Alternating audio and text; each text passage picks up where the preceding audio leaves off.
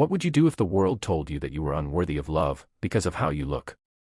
And what if, on the same day your dreams shattered, you crossed paths with someone who needed you more than anyone else?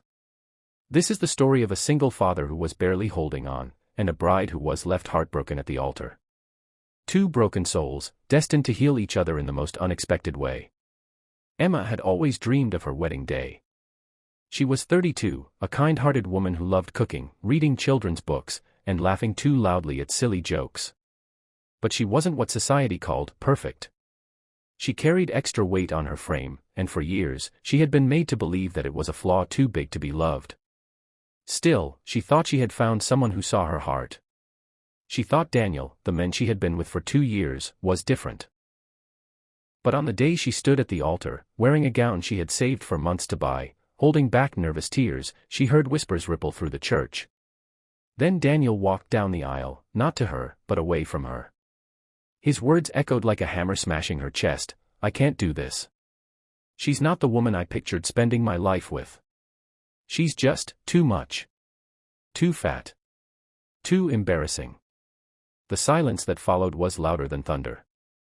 Guests shifted uncomfortably, some avoiding her gaze, some pitying her. Emma's mother sobbed quietly in the front row. And Emma? She stood frozen, mascara streaking her cheeks, the bouquet trembling in her hands. Every eye on her screamed the same cruel judgment, not good enough. Unable to bear the humiliation, she dropped the flowers, lifted her dress, and ran, out of the church, out of the whispers, out of the life she thought she was about to have. But fate has a strange way of turning heartbreak into a doorway.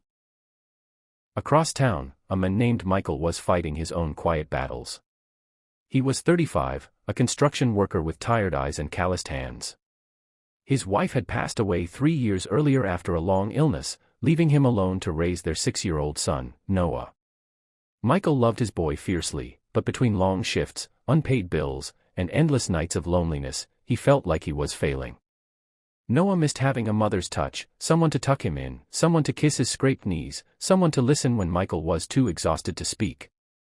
That night, as rain poured from the sky, Michael drove Noah home from a late grocery run. At a red light, Noah spotted something, a woman sitting alone on the curb in a soaked wedding dress, mascara smeared, hands wrapped around herself like she was holding in the last pieces of her heart. "Daddy," Noah whispered, tugging his father's sleeve. "Why is that princess crying?" Michael turned his head and saw her. Emma, broken, abandoned, sitting under the cruel glow of the streetlight. For reasons he couldn't explain, his chest tightened. Without thinking twice, he pulled over. Michael stepped out of the car, approaching the woman cautiously. "Miss, are you okay?" he asked, though he could see clearly that she wasn't. Emma tried to smile, but her voice cracked. "I'm fine," she whispered. I just need to disappear."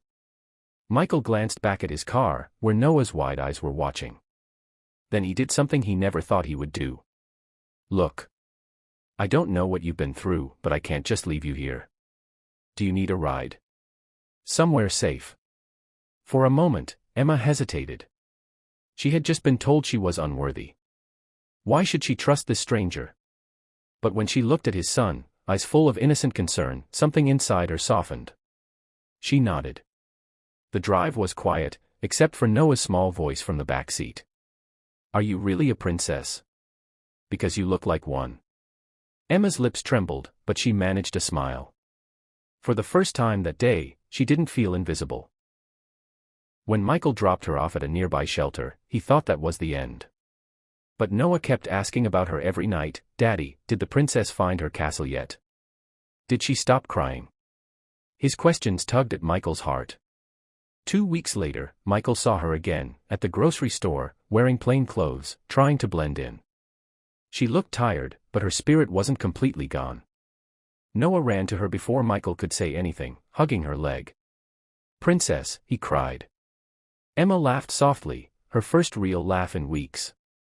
Michael saw the way Noah's eyes lit up, and something inside him knew, this woman wasn't just a stranger anymore. She was someone who could fill a void in their lives. Soon, Emma began visiting, helping Michael with Noah. She cooked meals, read bedtime stories, and for the first time since his wife's death, Michael felt peace in his home. Emma still battled her insecurities. Whispers of "too fat" haunted her when she looked in the mirror. But in Noah's eyes, she was perfect.